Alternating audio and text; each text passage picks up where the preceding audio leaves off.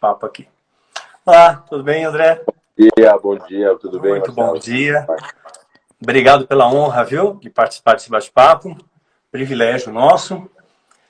E você quer se apresentar um pouquinho, pessoal? Falar da sua formação e tal?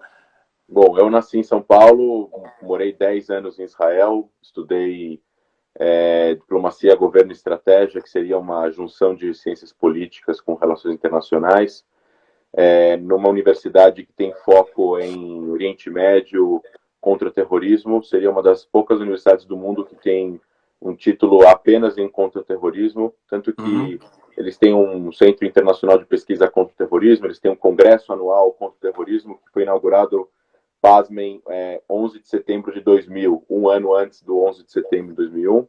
Poxa. Eu fui 2 anos da inteligência da Força Aérea de Israel, oficial da parte operacional da inteligência. Legal. 2 anos. Passei por um conflito com o Hamas em Gaza, em 2012, e depois eu fiz um mestrado em contra-terrorismo no mesmo lugar, e depois eu vim para cá a trabalho, e acabei ficando, e mudei, fui para o Rio, depois vim para São Paulo, e agora estou fazendo doutorado em Ciências Políticas, pela Universidade de Córdoba, na Espanha, e com foco especificamente no conflito palestino-israelense, e sou diretor executivo do Stand With Us Brasil, que é uma ONG focada em educação para melhorar a imagem, não melhorar a imagem, mas assim esclarecer melhor questões relacionadas ao conflito Oriente Médio, para poder fazer com que exista menos preconceito, tanto de um lado como do outro, aqui no Brasil. Excelente. Então, temos aqui, diante de nós, um tesouro precioso. Bom, predominantemente, a região da Palestina, que a gente pegar lá da Antiguidade, foi dominada por vários povos, né, habitaram ali, mas houve uma predominância dos judeus, né, até onde eu sei. Eles foram expulsos pelos babilônios e posteriormente pelos romanos, né, da década 70 depois de Cristo. Aí disso houve a diáspora, né, se espalharam. Houve uma tentativa de fazer um Estado para Israel depois da Primeira Guerra, só que não havia tanto poder político para isso. Na Segunda Guerra, então, a ONU consegue estabelecer e traçar o Estado de Israel, mas aquela região já era uma região habitada, né? Já tinham construções ali, já era habitado, já tinha uma estrutura aquela localização.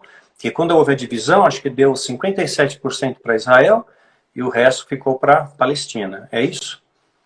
Na verdade, toda a questão do traçado que as pessoas conversam quando a gente está falando dos últimos 100 anos, na verdade, a ONU, quando chega ao fim do túnel, né, que a gente está falando aí, fim da Primeira Guerra Mundial, queda do Império Otomano, aquele território passa a ser controlado pela Inglaterra, sob decreto, tanto da Liga das Nações, depois é aprovado por diversas outras comissões que estão se surgindo no mundo, porque até então, o que a gente conhecia de normas internacionais, lei internacional, nada disso existia antes da Primeira Guerra Mundial, né? Então, eram costumes, eram normas, e tudo isso acaba sendo depois trabalhado em cima do que estava sendo feito. Então, teve algumas declarações, teve a declaração Balfour, que era o ministro das Relações Exteriores inglês, que prometeu ajudar os judeus a montarem um Estado nacional, um lar nacional na região da Palestina.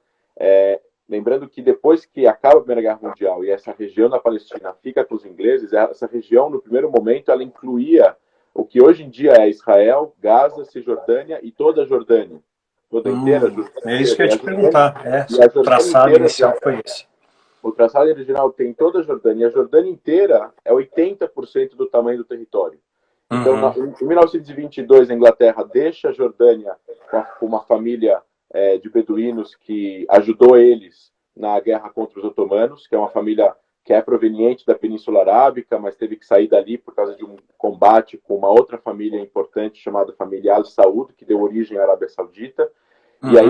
E aí a região do mandato fica apenas naquele estreito de terra que a gente conhece como o oeste do Rio Jordão.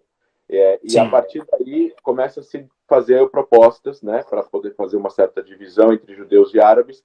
Os judeus moravam lá por centenas de anos, foram expulsos em vários momentos, mas sempre teve uma predominância de judeus em Jerusalém, em Tiberíades, em Hebron, nas cidades sagradas, né?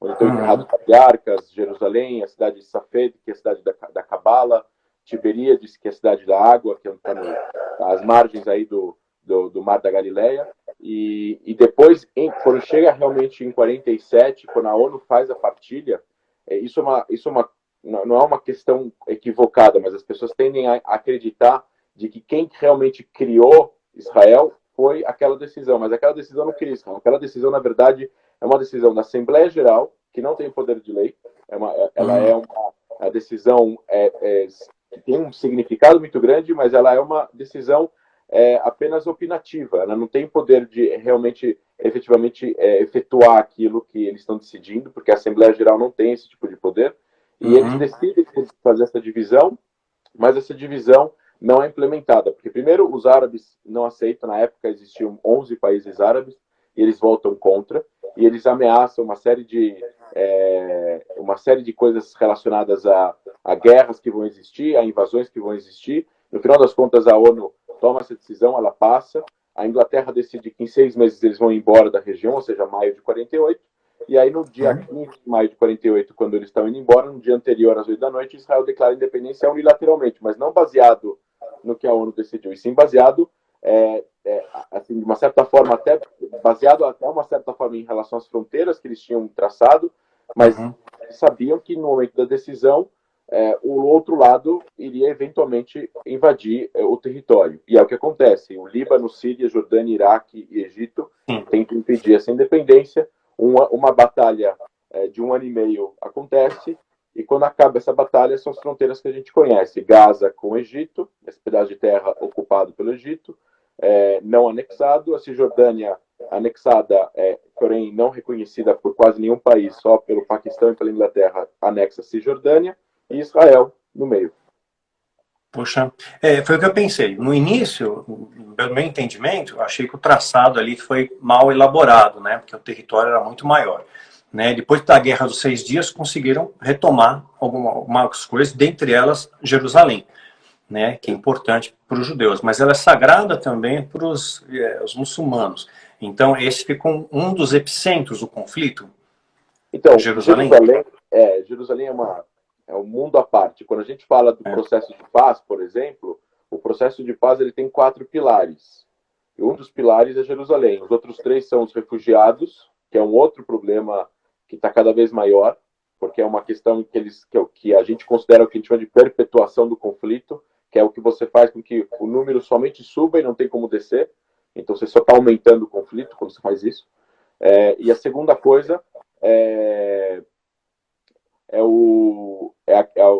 a terceira coisa seria as fronteiras e a segurança, e a quarta coisa seria a parte dos assentamentos, que são os assentamentos que começam na Cisjordânia a partir de 1974.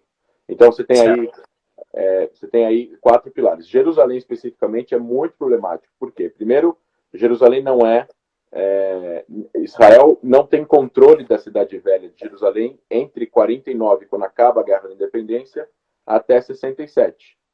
Quem ocupa, quem domina essa cidade, a parte velha, que é onde tem o Santo Sepulcro, onde Cristo foi crucificado, você tem o Muro das Lamentações, que é o muro adjacente remanescente do Segundo Templo de Salomão, você tem a Mesquita de Al-Aqsa, você tem o Domo da Rocha. Então, todos esses 3 pontos, além de outros pontos importantes, estão sob domínio da Jordânia. E aí a Jordânia não aplica aí uma liberdade de religião. Os judeus não podem entrar lá, tem uma série de questões, você tem arame farpado que divide a cidade ocidental da cidade velha, você tem trocas de tiros frequentes, etc. e tal.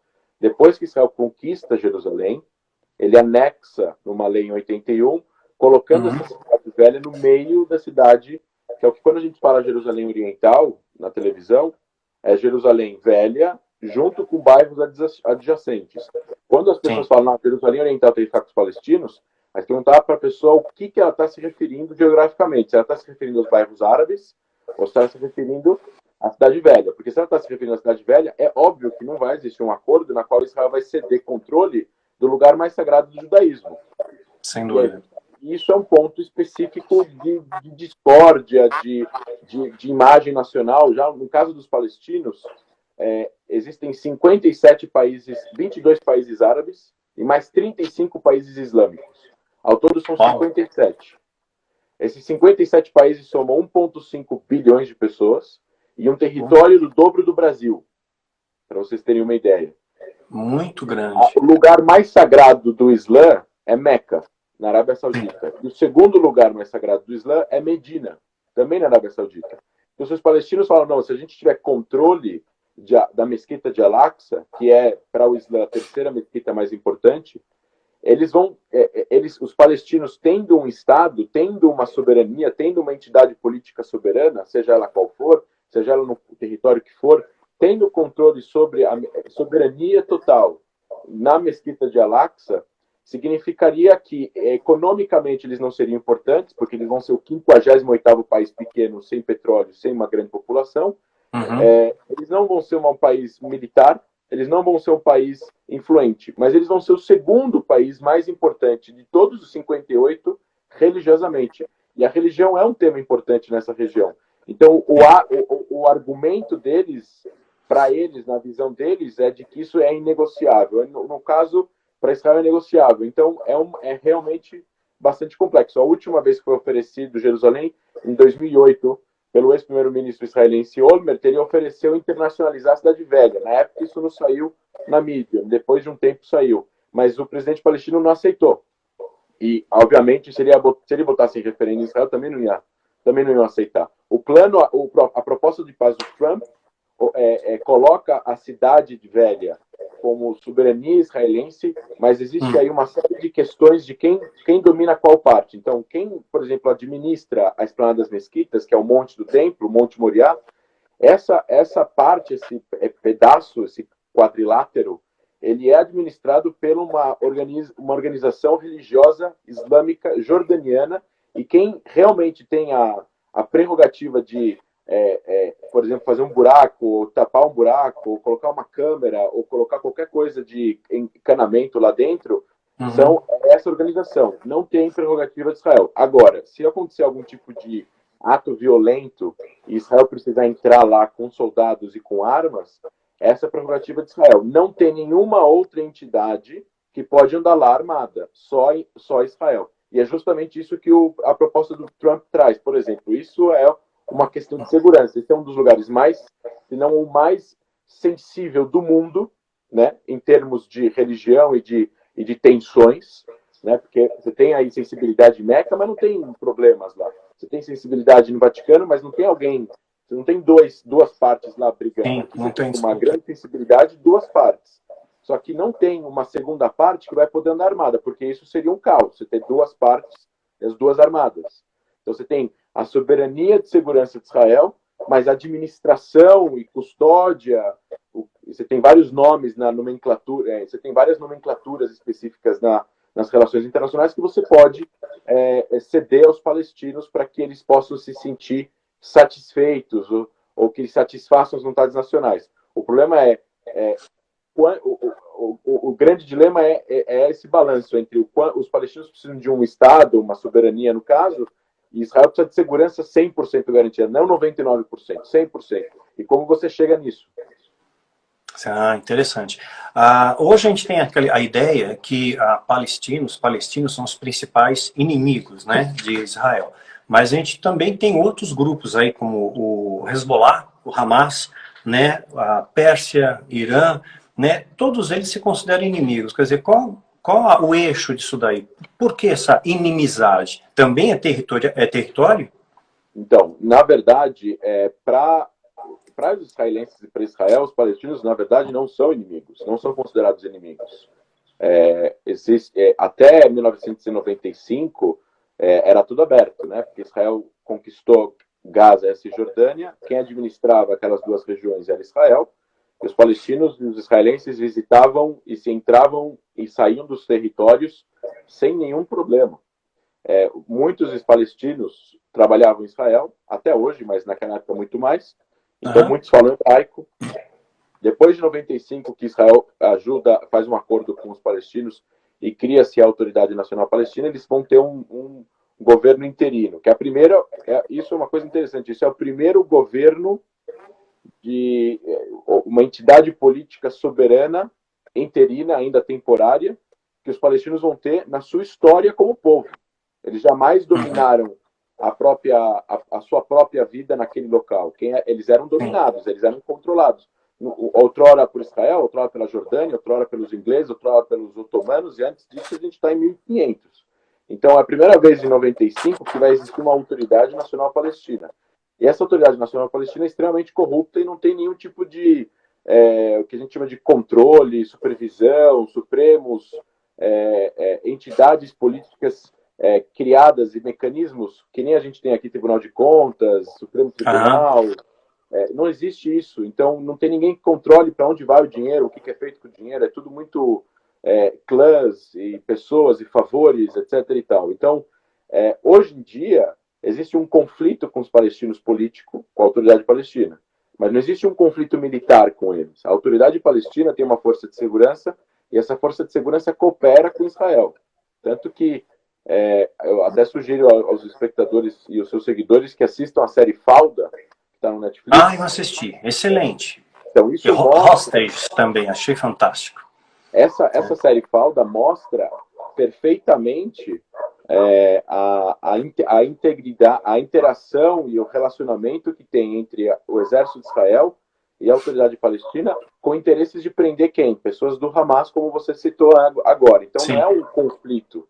Existe uma relação política ainda não terminada com os palestinos, na qual eles têm exigências e Israel tem exigências. Existe um conflito armado bélico com o Hamas. O Hamas é um grupo terrorista, considerado assim por vários países, pela União Europeia, pelos Estados Unidos, etc. e tal.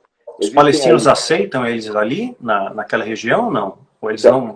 Existem aqueles que apoiam, existem aqueles que não apoiam, existem aqueles que acham que o Hamas prejudica a causa. Existe, agora, no final das contas, é um grupo de dentro da sociedade palestina. Então, existe um grande apoio. Eles tiveram eleições em 2007 e eles foram eleitos aí com 55% dos votos, né?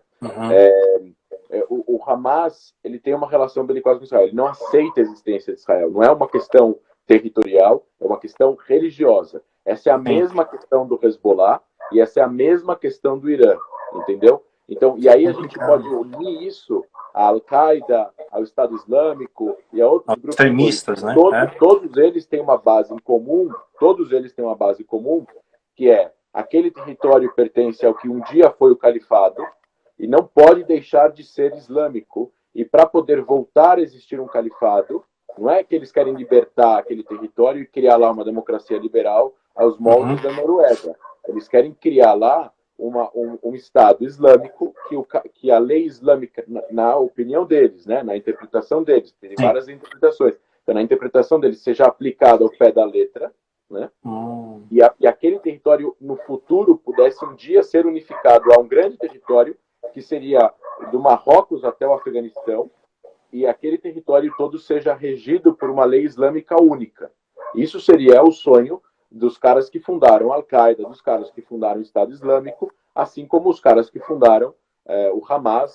O Hezbollah tem uma ideia dessas, porém xiita, porque o Hezbollah é xiita, né, tem uma ideologia forte da Revolução Iraniana em 79, e existe aí um conflito entre os xiitas e os sunitas, mas no final das contas não tem aqui uma negociação com o Hamas. Existem negociações de cessar-fogo, de troca de prisioneiros, de algum tipo de concessão que pode ser feita a eles para que eles possam parar de jogar foguetes em Israel e por aí vai. Mas uma negociação de que o Hamas deixe de atacar Israel, eu acho muito difícil que isso aconteça.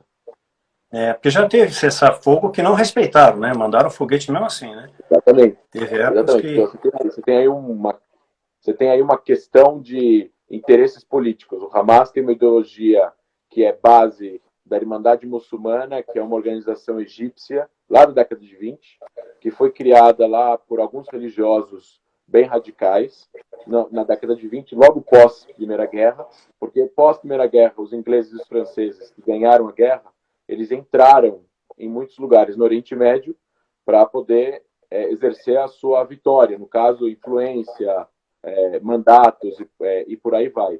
E os ingleses e franceses vieram e trouxeram, em 1920, ao Oriente Médio ainda praticamente fechado e conservador, a modernidade europeia em investimentos, em roupa, em música, em outras coisas, que para as pessoas que moravam lá era ultrajante. Então veio aí um grupo de religiosos no Egito e montou uma organização dizendo que a gente é contra esse tipo de coisa, a gente quer criar um movimento que vai ter aspirações políticas para que a gente expulse essa influência do Ocidente aqui e a gente volte ao século VIII, que seria o século seguinte ou 2 séculos depois da morte de Maomé, para viver do jeito que eles viviam, que era extremamente materialista e extremamente religioso.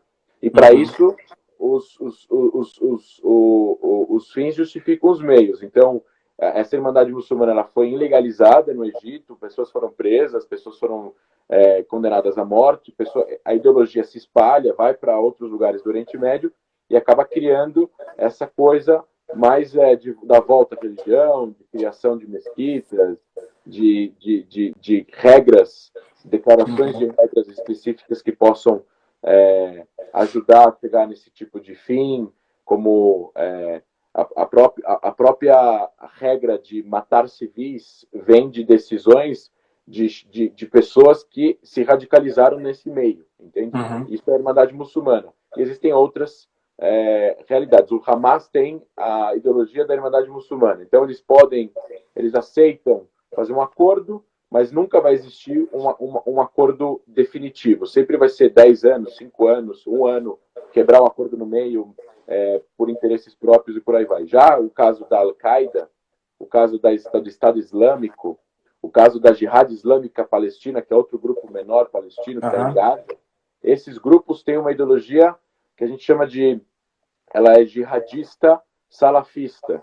O salafismo é uma ideologia que é mais imediatista que a Irmandade Muçulmana e tão política quanto. Mas ele é imediatista. Então, ele pode condenar você à morte no momento, você não tem nem direito a fazer um tipo de apelação caso você transgrida aí alguma regra que eles possam ter. E a Jihad Islâmica, que ela é contra o Hamas fazer acordos de cessar-fogo com Israel. Só que quem manda no território em Gaza é o Hamas. Ele é o poder soberano, entre aspas, né? Ele é o poder de facto. Então eles já travaram aí alguns embates entre eles, porque o Jihad Islâmica quer jogar foguetes em Israel e o Hamas acha que isso não deveria ser feito naquele momento. Não porque eles gostam de Israel, mas porque eles têm interesses por trás em jogar foguetes, né? E se a Jihad Islâmica está fazendo isso, Israel responde contra alvos do Hamas também, porque o Israel entende que o Hamas é quem deveria botar regras de impedir ou não esses foguetes serem lançados. Então aí já aconteceu fatos até curiosos de o Hamas prender pessoas da Jihad Islâmica. Entendeu? Imaginem só aqui no Brasil, por exemplo, traficantes prendendo outros traficantes que assaltaram não sei aonde, não sei em qual bairro, porque não, a gente não tem interesse que vocês assaltem lá, então a gente vai prender vocês. É mais ou menos isso, entendeu? Puxa vida. Quer dizer, quando os Estados Unidos, então, transferem a embaixada dele, americana, em Tel Aviv para Jerusalém e reconhece como capital de Israel, isso cria mais tensão ainda. Eu imagino que o Hamas fica mais furioso. Você acha que haveria a possibilidade, em algum momento, os Estados Unidos intervir militarmente para enfraquecer essa força que toda hora é ameaça sobre Israel? Não é possível. Não? Primeiro que os Estados Unidos nunca interviu com força física as guerras que Israel travou. Soldados, né? Mas eles são aliados militarmente também, né? São aliados militarmente, assim como os Estados Unidos têm aliado de 50 países no mundo, mas claro que a relação com Israel ela é muito forte, né? Mas ela não nasceu desde o começo. Na verdade, o principal aliado de Israel, quando Israel foi fundado, era a Rússia, era a União Soviética. Quem vendia armas para Israel no primeiro ano da guerra, que toda a região estava em embargo militar, foi a União Soviética através da Tchecoslováquia, porque Israel foi fundado por movimentos socialistas da época, né? Trabalhistas da época, né? Não tem nada a ver com o que a gente conhece de hoje em dia. Quem forneceu para a Tchecoslováquia, que teve um armistício, né? É isso, através da Rússia, mas entenda só, quem dominou a política israelense até 77 era a esquerda israelense. Depois a direita israelense entra. E a esquerda israelense, ela é elitista. A direita israelense, ela é popular. Ela é mais da periferia, ela é mais dos mais pobres, ela é mais dos menos intelectuais. É diferente do que a gente conhece em outros países. É especificamente uma característica de Israel. Então, quando a direita vem ao poder, ela não vem ao poder pensando em privatizar tudo naquele momento. Mas aí Israel passa por hiperinflação, antes do Brasil, em 81, 82, e aí sim começa um processo para a modernização da economia, porque a economia era muito socialista da velha guarda, entendeu? Poucas empresas, muitas estatais, e aí, enfim, o mundo se globalizando do jeito que estava sendo, era impossível você manter esse modelo e sobreviver. Então, Israel modernizou a economia, ele privatiza um monte de coisa, ele moderniza. Realmente, Israel se torna um país capitalista, nesse sentido, agora com forte foco no bem-estar social, né? É um bem-estar social parecido com o sueco, o francês, o alemão, e assim, o que a gente tem hoje em dia entre embate esquerda e direita lá é de diferentes áreas. Não vem ao caso agora com a sua pergunta, mas naquele momento os Estados Unidos não ajudam, os Estados Unidos ajuda depois. O que hoje em dia acontece com a faixa de Gaza não tem como você tirar a faixa de o Hamas do controle da faixa de Gaza sem meios militares. É impossível. E o meio militar, ele é possível. Só que qual o custo disso? Né? Qual o custo humano? E qual o custo político? E qual o custo financeiro? Então, o custo financeiro é bilhões e bilhões de dólares, que Israel não teria. O custo político seria você ter pressão interna, por causa das mortes, e pressão externa, principalmente dos organismos internacionais, quando Israel faz qualquer coisa na faixa de Gaza. Você teria aí um custo, voltando ao custo político, ele é um custo que é incabível para qualquer governo. Por quê? Vão morrer centenas de soldados e vão morrer milhares de palestinos, porque aquilo lá é muito denso, é muita gente, e eles se escondem nas próprias casas. Não tem base militar para ser atacado, Hamas. Ele está na casa dele, com a tia. E é precário, né? Gás é precário, né? Não tem lugar, pouca água, energia elétrica é precária. Exatamente. Então vai ficar pior ainda durante esse conflito. E aí esse conflito, as estimativas são quanto demoraria se você agora colocasse o exército de Israel para entrar na faixa de Gaza e para realmente ir casa a casa e você realmente fazer com que a Gaza não tenha mais nenhuma pessoa do Hamas. E você livrar a Gaza desse grupo que domina o território à força. Vai demorar um ano. Então, imagina, um ano que Israel teria que ficar o tempo todo numa guerra de tensão, eventualmente foguetes caindo ainda em Israel, durante muitos e muitos meses, até você conseguir evitar que alguns foguetes sejam lançados. É uma situação tão complexa que nenhum líder israelense vai fazer isso de graça, a não ser que seja forçado pelo Hamas a fazer isso. E normalmente essas últimas guerras que houveram, apesar de Israel ter entrado por terra, na primeira e na terceira guerra, não tem aí realmente não tem não aconteceu alguma coisa que fez com que Israel tomasse a decisão de entrar de uma vez por todas. Porque no momento que você entra, você não sabe quando você sai e nem como você sai. E no final das contas, são guerras que, se você não tiver um custo político, se você não tiver um ganho político, vão morrer soldados. E para Israel a vida é muito importante. Os soldados são os filhos de todo mundo lá. O primeiro-ministro tem um filho no exército. O ministro da Defesa tem um filho no exército. O ministro da Justiça tem... Então, assim, se você arrisca só por algum capricho político, você está arriscando a vida dos seus familiares também, não só dos seus próximos, mas talvez dos seus filhos. E isso é um problema. Porque ninguém vai querer guerras desnecessárias e mortes desnecessárias. Situação complicada, né? Oi? Deu uma travadinha no sinal, porque já voltou o sinal. Eu tô te vendo perfeitamente. Agora voltou o sinal. Tá funcionando. Então é uma região bastante complicada ali. Só uma curiosidade, a OLP, quando ela foi fundada em 64, ela determinou, né, assim, o Estado palestino em 88. né? Só que isso não é reconhecido mundialmente, né? Quer dizer, ficou uma coisa fake. Não existe, de fato, um Estado palestino, né? Reconhecido, embora eles tenham se autoproclamado. Então, esse autoproclamado, ele depois é reconhecido por mais de 100 países, mas esse reconhecimento não é um reconhecimento que dá, de fato, aos palestinos um Estado.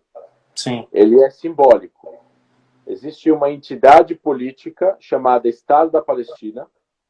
Esse Estado da Palestina, ele não é soberano. Existe a entidade política, porém ele não é soberano. O que é ser soberano? Essa entidade política precisa ter instituições. Essas instituições precisam governar uma população e controlar o seu território, e este território ser reconhecido por outros países, e ele tem que ter plena soberania, inclusive militar, ou de segurança, no caso, sobre esse território. Essa soberania eles não têm, porque quem controla parte do território, não todo, é Israel. Né? Israel controla ainda 57% do território da Cisjordânia, mas se precisar entrar no território palestino para prender uma pessoa que eventualmente fez um atentado que eles não estão prendendo, Israel tem a prerrogativa de entrar e prender essa pessoa. As fronteiras, o espaço aéreo é controlado por Israel. Então, para você poder ter um Estado pleno, você precisa ter entidades políticas, você precisa, essas entidades políticas, ministérios, polícia, economia, Banco Central, todas essas estruturas são as estruturas que controlam nós, né? Essa entidade política é dona de território aberto, né? A gente sai agora de carro das nossas casas, a gente tem o quê? A gente tem território privado, que pertence a nós ou a empresas, né? Essas empresas podem ser ONGs ou não. E você tem território aberto. O território aberto pertence a quem? Pertence à União, ou ao município, ou ao Estado, ou ao governo federal, que é o que acontece no Brasil. Lá é a mesma coisa. Então, de quem pertence o território? O território pertence à entidade política. É assim que a gente enxerga o conceito de Estado. Esse Estado tem a prerrogativa do monopólio do uso da força. Essa é a prerrogativa de Estado. O monopólio do uso da força é quem é que tem a prerrogativa de uso da força no Brasil em um estado de exceção? O Exército. Quem é que tem a prerrogativa de uso da força no Estado para proteger a população de crime? A polícia. Ninguém mais. Então, o Estado tem a prerrogativa do uso da força. E é isso que faz que eles ainda não tenham um Estado, porque eles não têm o controle do território e porque eles ainda não têm a prerrogativa do uso da força. Ah, verdade. Porque eu sei que não foi aceito 100%. Eu não sabia que chegava até a 100 países. Mas ainda a ONU, só um detalhe, a ONU não reconheceu o Estado da Palestina como Estado da Palestina observante. Então ele não tem voto ainda na ONU. Na Assembleia Geral. Mas existe lá a plaquinha e a mesa deles na ONU, Estado da Palestina. Por isso que os países têm embaixadas. Não é só o Brasil que tem embaixada na Palestina. 80 países têm embaixada na Palestina, 100 países. E se não é a embaixada da Palestina, tem um escritório da OLP, da Organização para a Libertação da Palestina.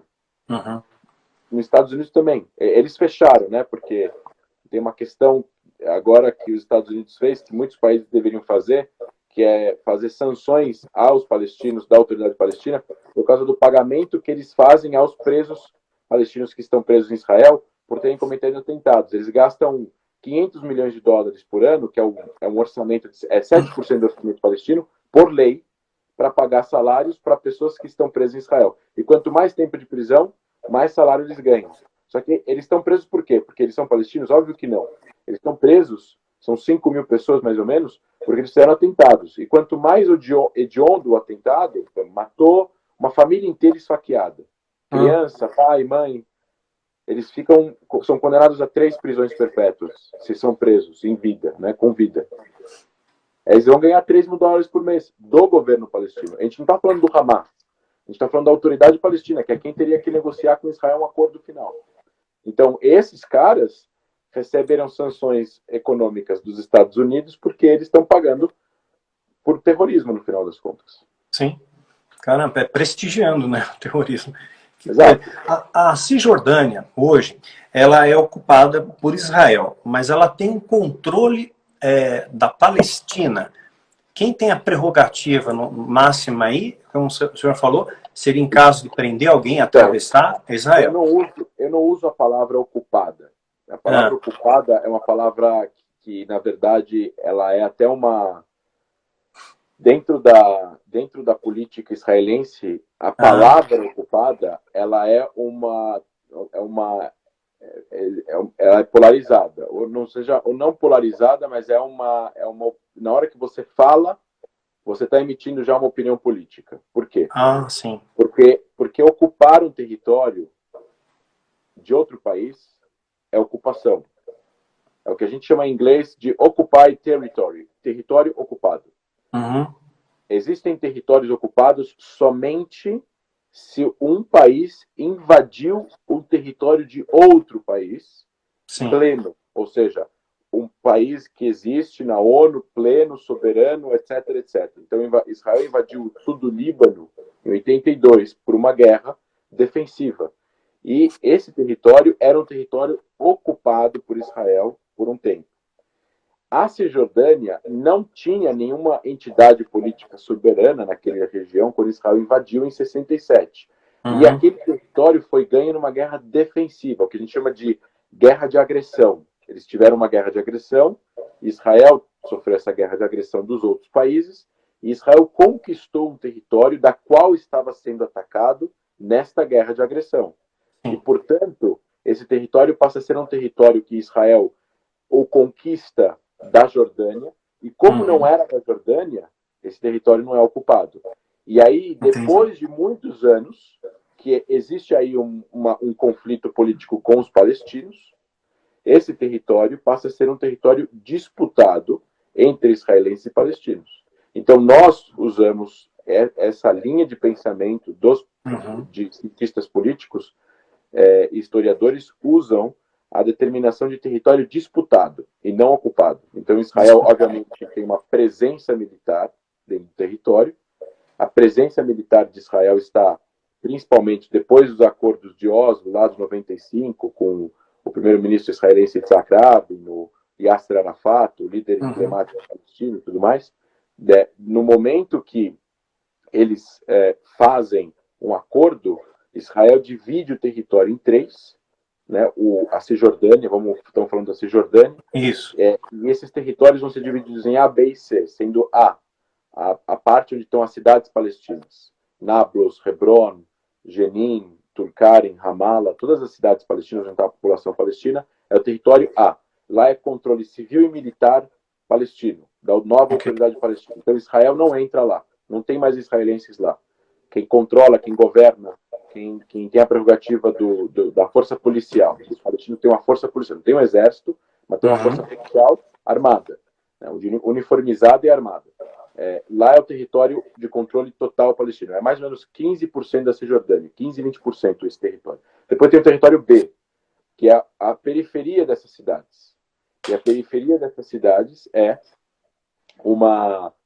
de controle civil palestino, mas ele é militar dos dois. Então aí existe uma cooperação de segurança entre tanto israelenses como palestinos.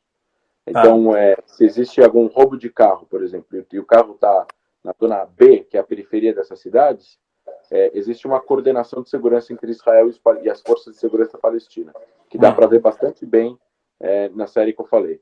E o território C é o território aberto, é 57% da Cisjordânia, ou seja, eles controlam 43%, Israel controla 57%. Não tem mais de 2% da população da Cisjordânia vivendo no território C.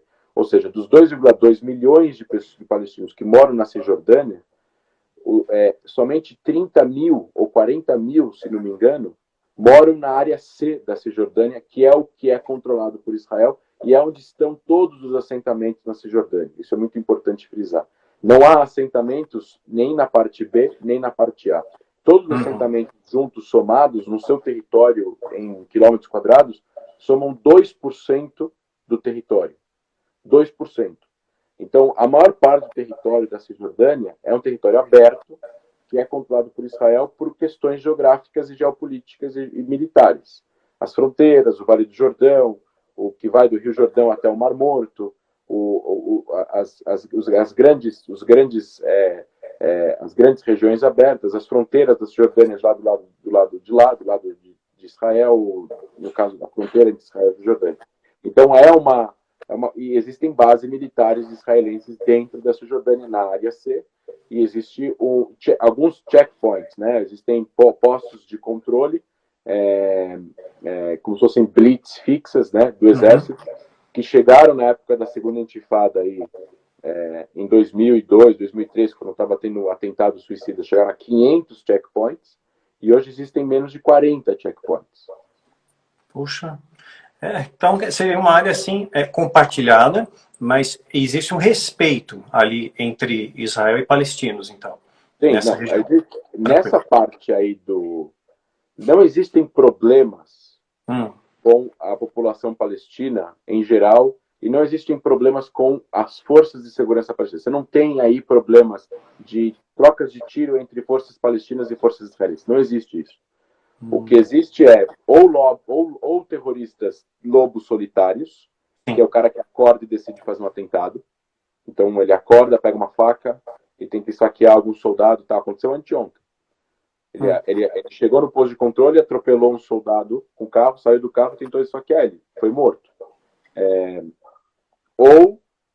Alguns focos pequenos de protestos em algumas cidades que colocam, por exemplo, 3, 4 pessoas para jogarem pedras, botam normalmente crianças envolvidas, e aí você tem 7, 8, 9, 10 jornalistas tirando fotos, e aí no momento que algum soldado faz alguma coisa que pode tirar uma foto de um soldado segurando uma criança, tem várias disso, tem várias fotos, e essas fotos circulam o mundo porque elas vendem muito, é o que a gente chama de Pallywood, não é Hollywood, é Pallywood, é o Hollywood Palestina, que são pessoas específicas do mundo, que cria situações específicas em pontos específicos de foco na Cisjordânia, normalmente na zona B, porque lá tem um controle militar parcial israelense, e tem população palestina que mora na zona B. 95% da população palestina mora na zona A, mas tem uns 5% aí que mora, 4% que mora na zona B. E essa parte aí, existe aí um foco. Então, provocações a soldados, os soldados vão precisar reagir se forem atacados, enfim, ou se tiver algum tipo de infração mais violenta, e aí a foto é feia, porque você tem aí um soldado armado com uma criança, e aí quem não conhece o contexto e quem não conhece o conflito vai chegar às suas conclusões óbvias, como qualquer ser humano chegaria sobre uma situação parecida, que eu também poderia ver se acontecesse alguma coisa assim eu sempre brinco que se acontecesse uma coisa assim na Mongólia, eu talvez acreditaria no New York Times ou em outro jornal de grande porte, prestigiado, porque eu não sei o contexto, não conheço o contexto. Aqui eu conheço o contexto, eu sei como funciona, eu já estive lá, eu vi, eu olhei, eu tenho documentos, eu falo a língua local. Isso é muito importante falar. Entendeu? Então eu tenho o contexto, eu sei o que está acontecendo, eu sei o que o que seria plausível de acreditar e o que não. Então existe de fato uma guerra de mídia contra Israel. Essa é a guerra atual. A guerra atual é justamente essa guerra. A gente tem hoje em dia uma guerra que a gente chama de a mídia, a academia e o conflito palestino-israelense. Porque a mídia e a academia, eles são as principais fontes de informação que existe no mundo, para todos nós. Os livros que estão atrás de você agora na sua estante, eles têm bases, os que são científicos, os que são técnicos, eles têm uma base em academia, e normalmente a mídia investigativa traz a nós informações pertinentes do mundo da política e do mundo da ciência. Então, para que serve um jornal? Para ou a gente ler opiniões de colunistas, ou a gente vê notícias de um jornalismo que, na teoria, teria que ser um jornalismo investigativo e informativo, e não opinativo, né? A notícia em si. A opinião é opinião, mas a notícia não pode ser opinativa. Essa é a fonte de informações que nós temos. Total falta de informação. Então, essa seria as nossas fontes de informação. E no momento que você tem mídias que postam coisas que não aconteceram, como, por exemplo, já aconteceu várias vezes, vários jornais no Brasil postarem realmente coisas que não aconteceram. Fake news, que são baseados em fake news que foram ou criadas lá fora e foram indo, e acabou chegando em algum site internacional mais grande, mais reconhecido, maior, e aí vai um jornal, vai uma revista brasileira, que no melhor dos casos é um estagiário lá de 22 anos, que está lá traduzindo, nada contra um estagiário de 22 anos, mas não entende do conflito, ele vai, pega, traduz, achando que está fazendo um bom trabalho, mas está traduzindo uma fake news. E aí o que acontece? Tem fake news dentro de sites legítimos. E esse é o problema. Para você desmentir uma mentira. Confiável, né? Que você olha. Exato. Para você desmentir uma mentira que está num site legítimo, é muito difícil. Porque a maior parte da população, ela não tem conhecimento para saber se aquilo lá é verdade ou não. Não tem, Por porque isso não está lá. Por isso que ONGs como a nossa, como a Stand With Us Brasil, ou como a minha página, e o trabalho que a gente faz é justamente isso, é monitorar, ver se está sendo colocado na mídia brasileira notícias verdadeiras a respeito do que está acontecendo lá. E não estão difamando Israel por ser Israel, ou por ignorância, ou por antissemitismo, porque tem, né? Então, e isso na academia também existe. Na academia tem professores de universidades extremamente renomadas no Brasil e fora, que já falaram na televisão ou já publicaram nas suas mídias sociais coisas que jamais aconteceram. Falam do conflito de uma forma completamente deturpada, caracterizam Israel de forma completamente deturpada. E os estudantes lá que estão lá, a maior parte deles não sabe nada sobre o que está acontecendo lá, da mesma forma que eu e você não sabemos nada do que está acontecendo na Mongólia também. Sim. Se tem ou não tem um conflito, quem é o primeiro-ministro, se tem ou não tem algum problema. Exatamente. E aí, no final das contas, esses estudantes vão escutar o que está acontecendo da boca do professor, que tem legitimidade, que tem a sua plataforma legítima, que tem os seus anos de carreira, que tem o seu doutorado, e para desmentir isso é muito difícil. Esse é o problema. Aí dá a impressão que Israel está usando um abuso de força. E muitas vezes não. Ele está defendendo apenas seu território, está reagindo. Né? Exato. Então você tem. Não quer dizer que não, eventualmente pode até haver, porque um exército é uma engrenagem de 200 mil pessoas, mas no caso de Israel, a força oficial, 190 mil, para vocês terem uma ideia, o Brasil tem 120 mil de força, se não me engano. Mas olha o tamanho do Brasil e o tamanho de Israel. Então, Israel tem 200 mil, 190 mil soldados ativos e 600 mil reserva. E esses reservistas estão o tempo todo treinando. Então, você tem, em cada momento, se você pegar do ano, você tem mais 40 mil desses 600 mil no exército treinando. Então, você tem aí uma engrenagem muito grande, é muito difícil controlar o que cada um vai fazer, o que cada um vai falar, porque no final das contas, apesar do treinamento, você está falando de um exército nacional. No exército nacional, você tem pessoas de todo tipo de, é o que a gente chama de background, né? A casa diferente de cada um. Você tem ricos, tem pobres, você tem pessoas mais educadas, menos educadas, todo mundo com o mesmo uniforme e com funções às vezes parecidas, mas pessoas que têm uma bagagem familiar ou educacional ou filosófica ou educacional diferente. Então, eventualmente, pode haver alguma ilegalidade cometida por algum soldado individual. Sim, acontece como qualquer exército do mundo que está envolvido num conflito armado. Não tem nenhum exército que está isento de problemas. E aí entra essa prerrogativa. Em vez de a gente enxergar alguma ilegalidade de que algum soldado individual está tomando, a gente tem que enxergar isso de forma institucional. O exército de forma institucional toma atitudes racistas? Não, não tem. Ao contrário, é proibido por lei. O exército não tem esse tipo de prerrogativa. E quais exércitos estão envolvidos em conflitos parecidos? O americano, o inglês, talvez o russo? E se você fazer uma comparação entre esses exércitos e as guerras que eles lutaram e a guerra que Israel luta, qual é o que tem o melhor índice? Ou, por exemplo, o menos pior em relação a mortes de civis, em relação a cuidados e zelo pelos direitos humanos, etc., etc., dentro dessa situação caótica? Com certeza absoluta, eu te digo de antemão que é o israelense.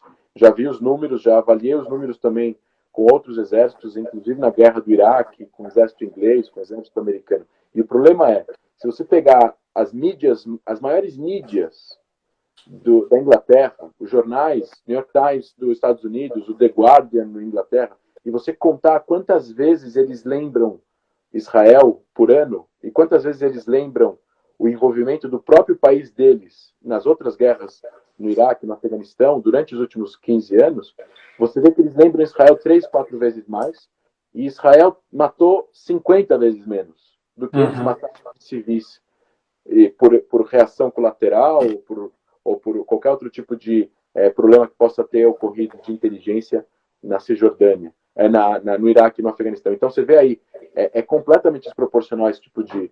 Israel chama muito mais atenção, morreu muito menos gente, etc, etc. Um comparativo que a gente sempre faz em aulas é quantas pessoas morreram no conflito árabe-israelense. Se fala tanto do conflito palestino-israelense, do conflito árabe-israelense, etc, etc. Quantas pessoas morreram? Eu chego para estudantes e pergunto isso. Morreram até agora, no conflito árabe-israelense total, incluindo todas as guerras, desde 1915, 90 mil pessoas. Desde 1915. 30 mil, 27 mil dessas 90 mil são israelenses. Os outros 60 mil são árabes. E se você entrar agora no conflito palestino-israelense, morreram muito menos. E agora, quantas pessoas morreram na Síria em um ano de guerra civil? Já morreram 700 mil pessoas na guerra civil síria. Já morreram 60 mil por ano, 70 mil por ano lá. Ou seja, em 100 anos de conflito não matou o que matou um ano. Às vezes, no conflito sírio, no conflito na Líbia, no conflito no Iraque. Então, esse foco de desproporcional nesse conflito não é que não é importante, é importante. Mas o foco desproporcional, você cria uma Israel imaginária na cabeça das pessoas, uma Israel que não existe, um conflito, às vezes, que não existe.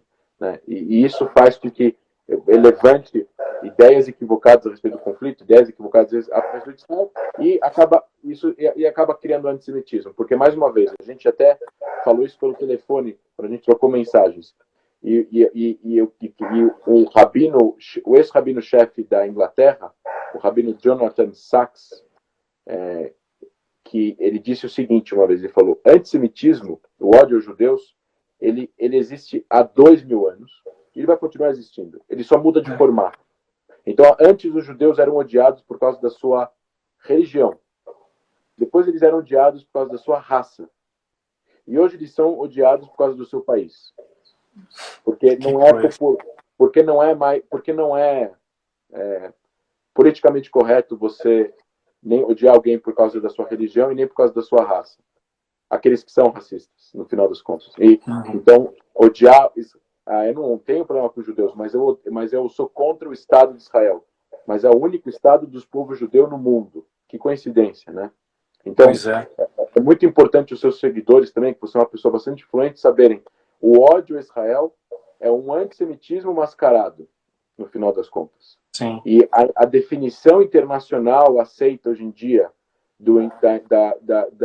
da Aliança Internacional de Memória do Holocausto define o antissemitismo no século XXI. Críticas ao Estado de Israel, plausíveis, podem existir. Críticas que fazem comparações com Israel, com o nazismo, falam que a faixa de Gaza é um campo de concentração, falam que Israel faz apartheid. Esse tipo de comparação, pegam os piores regimes do mundo e atribuem isso ao conflito, isso é antissemitismo, porque isso é uma demonização. Ninguém apoia a África do Sul do apartheid. Ninguém apoia a Alemanha nazista, entendeu? Então, na hora que você faz essa comparação, você está deslegitimando qualquer coisa que Israel possa significar, entendeu? E para isso, existe essa definição. Essa definição é muito importante, muitos países aderiram a essa definição. Esse tipo de crítica a Israel é antissemitismo. E a gente está trabalhando justamente para poder fazer com que isso seja aceito legalmente no Brasil, e sim, isso passando, e vai passar, mais cedo ou mais tarde, você pode processar, inclusive, uma pessoa por esse tipo legitimamente. Pintar uma bandeira de Israel com uma suástica é um antissemitismo grotesco, porque você está acusando os judeus de fazerem o que eles sofreram, o que não tem absolutamente nenhum sentido, porque não tem nenhuma base histórica para comparar essas duas coisas. Verdade. Puxa, é um tema tão robusto, tanta coisa que a gente não sabe, né? Muito interessante. Hoje a gente sabe que Israel tem uma superpotência militar. Militarmente ele é muito forte. A economia principal de Israel hoje está fincada em quê? Qual é a principal fonte? Porque o turismo é muito forte lá, né? É um local muito apreciado por muitas pessoas, respeitado por muitos países, né? Não só pela sua estrutura, mas pela sua organização, você ter dessalinização da água, conseguir reflorestar, exporta flores para a Holanda, irrigação para o Egito, quer dizer, hoje, e uma super polícia, né? Treina SWAT e tudo mais. Então, hoje em dia, a principal fonte de recurso deles vem da onde? Além do turismo, que eu já sei, que vem bastante. Bom, o começo da história do país, ele era agrícola, muitos serviços, né? Turismo. No final das contas, depois que Israel começa a modernizar a economia, passa existem aí uma questão muito importante. O começo da alta tecnologia de Israel começa no exército. Ela começa no exército e começa no serviço secreto, principalmente porque Israel precisa ter meios de proteger o país e ele precisa proteger o país por ele próprio, não contar com outros fora. Isso é uma premissa que Israel tem desde a fundação do país. Israel precisa se proteger com suas próprias forças e com seus próprios soldados, contra qualquer ameaça. Então Israel precisa ser muito forte e mais forte. Entendi. André, deixa eu fazer uma pausa rápida aqui. Aqui, o Instagram está me informando que se eu não fechar o arquivo agora, ele não grava. A gente pode abrir mais uma live para concluir esse raciocínio? Tá bom, eu vou esperar fechar o arquivo, 5 minutinhos, eu abro de novo outra vez. Tá ok? E vocês entram aí outra vez, tá bom? 5 minutinhos. Já chamo vocês aí. Pronto, pessoal, voltamos na live aqui, porque realmente um assunto é muito interessante, a gente tem que abrir 2 lives para concluir. Eu estou me sentindo burro. Então, André, você dá um oi de novo aí, a gente puxa para cá para dar continuidade. Aí nós estávamos falando sobre a economia de Israel, como é que é a economia de Israel hoje, e uma coisa que, assim, tô chocado de tanta informação, gente. Esplendoroso. Vê se ele já... Só dá um oi para aí e a gente já te puxa. Aí.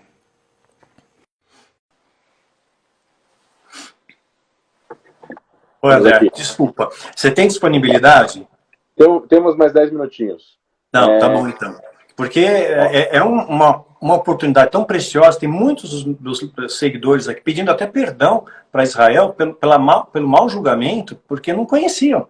Né? E a gente vê hoje a resiliência dos judeus de permanecerem a sua tradição, a sua cultura, mesmo espalhados, sendo expulsos de mais de 18 países, né?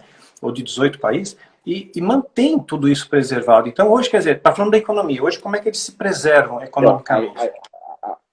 O fato de Israel ter começado a sofrer essas dificuldades de segurança nos primeiros 30, 40 anos do país fez com que o exército precisasse desenvolver uma tecnologia superior aos seus inimigos. Porque em volta de Israel tem o Egito, a Jordânia, o Iraque, a Síria, são países maiores que tinham mais recursos naquela época, nas primeiras décadas do país, falando da década de 50, 60, 70 e 80. Então, Israel não tinha como ganhar uma guerra por causa da quantidade de tanques, que era a guerra naquela época. Então, Israel precisava ter um tanque melhor, e não mais tanques. Israel precisava ter um avião melhor, e não mais aviões. Isso está falando lá em 67. Isso. Então, naquele momento... não era militarizado. Começou a se desenvolver o que a gente chama de ponta tecnológica. E essa ponta tecnológica começou depois que as pessoas estão no exército, acabam saindo, depois vão para o mercado, começam a desenvolver produtos tecnológicos com as coisas que elas aprenderam. Sim. Então, muito engenheiro em Israel, muita tecnologia, e isso começa a ter um impacto na economia de mercado não militar. Começa no militar, mas sai depois do militar. E começa a ir para o mercado de alta tecnologia. E já acompanha também a tendência mundial depois da era da internet. Então, depois da era da internet, eu estou falando depois de 2000, no começo do milênio, no caso, você tem aí uma modernização da economia israelense, desburocratização e um aumento muito forte do investimento em pesquisa e desenvolvimento do governo em alta tecnologia de Israel. Hoje em dia, Israel é um exportador de alta tecnologia, alta tecnologia e segurança. E isso fez com que isso é um alto valor agregado. Então, Israel tem hoje em dia milhares de startups, tem várias coisas que foram desenvolvidas em Israel que nós usamos todos os dias, inclusive o processador Core 2, Centrum, da Pentium, foi desenvolvido em Israel, a voice mail de celular, o Waze que todo mundo usa, em diversas... E a gente nem sabe. Diversas tecnologias que a gente usa hoje em dia foram desenvolvidas pelos israelenses e são vendidas no mundo inteiro. O mercado de Israel é pequeno, então são 9 milhões. Apesar de ser 9 milhões que consomem bastante, porque a maior parte desses 9 milhões são classe média, que ganham 10, 12 mil reais por mês em média, você tem um mercado de bilhões de pessoas fora. Então, as empresas israelenses tendem a vender serviços para grandes empresas, grandes corporações. Tem muito fluxo de caixa entrando em Israel. Aí você junta tudo isso com... Você tem um alto investimento em pesquisa e desenvolvimento, você tem um sistema bancário extremamente organizado. Isso que eu falo, uma coisa muito importante. O Estado é mínimo onde você precisa ser mínimo, ele não é mínimo onde não pode ser mínimo. Então, Israel é muito regulado, não tem como o mercado bancário em Israel quebrar, como aconteceu nos Estados Unidos, não tem como os bancos fazerem o que querem. Existem uma série de limitações e regras para você poder efetuar negócios de grande porte lá também, para você poder ter para você resguardar a economia, né? Israel investia 20% do seu PIB em defesa. Hoje, a gente está falando de 5% e o valor em dinheiro aumentou. Isso, o que acontece? O poder econômico dá poder militar, porque quanto mais dinheiro você tem, mais dinheiro você tem à disposição. Sim. O poder militar te dá poder de desenvolvimento militar e te dá poder de inteligência.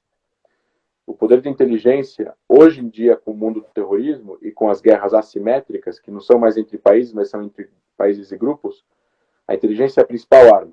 Então não é mais a quantidade de tanques, e sim a quantidade de agentes que você tem espalhados no mundo. É a Mossad, né? Mossad, o serviço de inteligência. O serviço secreto externo é o Mossad, mas todos que cooperam também com ele, né? Então, isso é o atual poder. O poder de inteligência deu para Israel um quarto poder, que é o poder político internacional. Então, Israel tem um trânsito muito forte entre as grandes potências.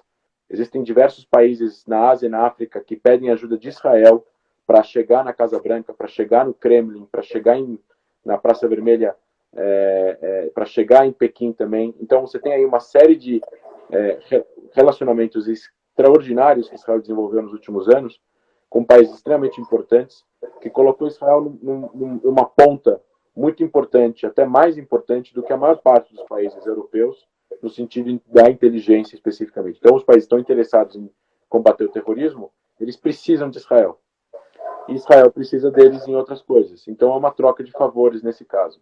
Então, Israel tem um dos exércitos mais fortes do mundo, porque isso, posso até encerrar esse pensamento com isso, por 2000 anos os judeus foram perseguidos. Essa é uma ideia que eu particularmente acredito. Com certeza. Historicamente, não acho que o antissemitismo vai diminuir e não acho que exista a possibilidade de que Israel possa baixar a sua guarda. Acho que essa nação, a nação de Israel é uma nação pacífica. Israel tem uma estratégia defensiva e não uma estratégia ofensiva. Ele não tem interesse em entrar em conflito armado. Mas se ele for forçado a entrar em conflito armado, a tática ofensiva significa, em outras palavras, que a porrada é forte. Sim. Mas acho que depois de 2000 anos, depois de Holocausto, depois de Inquisição, depois de 18 países expulsando os judeus agora em 2020 têm um Estado há 72 anos, esse Estado precisa continuar sendo forte, precisa continuar tendo um exército desenvolvido, e esse exército precisa continuar podendo defender o país contra qualquer ameaça com as suas próprias forças. Isso significa também o Irã, isso significa qualquer um que atente a eventuais guerras contra Israel. Incrível, incrível. Tá, eu não quero. Agora você que define o seu tempo, tá?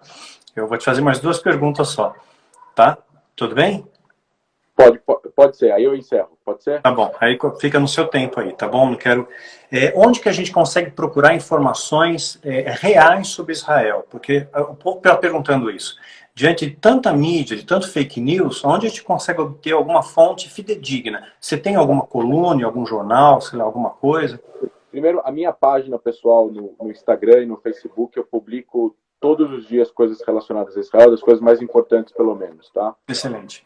Então é o meu nome no Facebook, o meu nome aí no Instagram, tá? Os dois estão abertos, podem me seguir lá.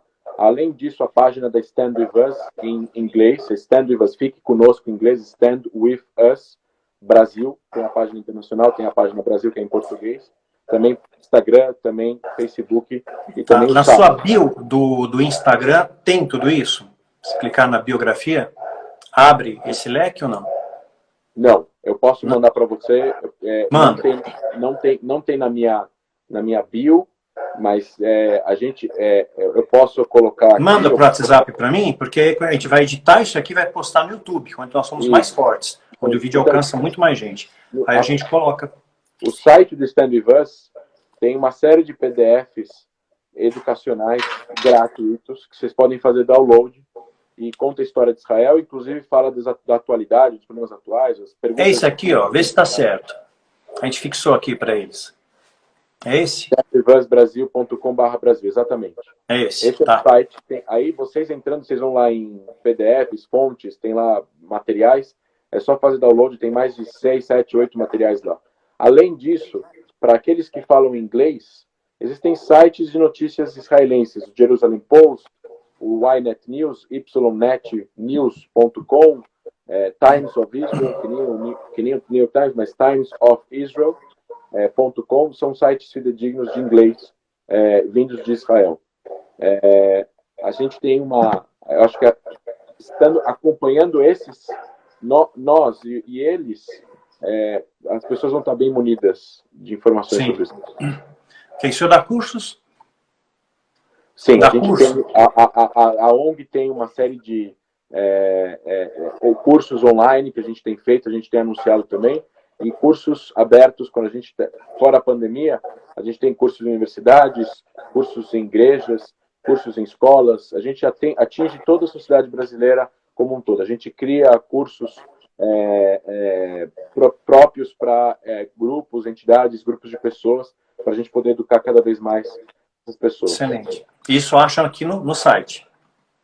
Esse calendário de cursos, está tudo lá. Quando os cursos são abertos, sim. Quando os cursos são fechados, a gente não anuncia. Quando os cursos são abertos, a gente anuncia.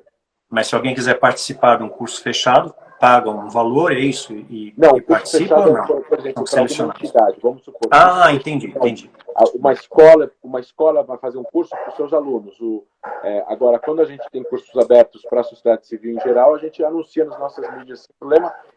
De qualquer jeito, agora você já está na minha lista de WhatsApp, tudo que a gente anuncia para fora, cursos abertos, você vai receber, pode republicar também. Tá bom. Olha, obrigado, André. Não vou tomar mais o seu tempo. Foi muito enriquecedor. Olha, facinho aqui, a gente ficaria mais uma hora brincando, né? Mas sei que o seu tempo é precioso também. Podemos, depois daqui a um tempo, a gente pode marcar com outro tema, uma outra live. Sim, podemos. Fiquei muito incrível, ficou ainda muita coisa para querer saber, mas eu não vou tomar mais seu tempo. Você já foi muito gentil em ceder seu tempo, seu conhecimento conosco, e foi extremamente enriquecedor, esclarecedor, só tenho a agradecer, viu? Muito obrigado. Eu faço mais algumas lives se você me ensinar Kung Fu. Aí a gente faz uma troca. Você é mestre em Kung Fu, não é? Sim. Mestre em Kung Fu. Mas não pratico, né? Então só tá na cabeça. O corpo não. O corpo não comanda mais. A mente não consegue comandar, né? Eu saberia ensinar alguém, né? Mas fazer o que fazia, envelhece, né? Muda as coisas. Com certeza. Obrigado. Tá bom. Obrigado, viu? Um forte abraço. Forte abraço aí. Que Deus te abençoe. Shalom. Obrigado. Tchau. Pessoal. Encerra então.